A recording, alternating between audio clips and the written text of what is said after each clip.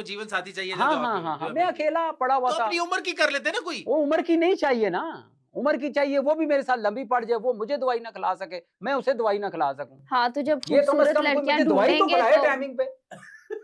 ये क्या बात हुई? अच्छी सी हाँ, बात तो है। खूबसूरत हाँ लड़कियां ढूंढेंगे तो खर्चे तो होंगे ना, हाँ डिमांड्स तो पूरी करनी पड़ेंगी ना फिर। हाँ, वो आजकल गाना नहीं सुना, खर्चे होसन चर्चे होसन चर्चे होसन ते कंगाल भी तो होसन। अब पहला जो आपने बताया बिहेव बड़ा अच्छा था, बड़ी चीजें आपको ये अब आपके मुंह में बात होती थी और ये आपकी डिमांड पूरी कर देते थे, ऐसे ही होता था ना? तो अब क्या हुआ मसला?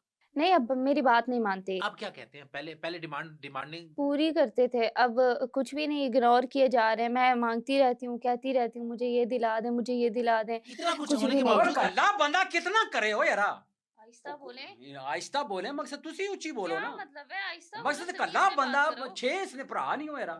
6 भाई 17 प्रो मैं रिलैक्स मेरे को मंगने ने यार, रिलैक्स एक फोन 6.5 लाख रुपए ना। सर 17 प्रो मैक्स है सर। ओए ओए ओए रिलैक्स करना है फोन।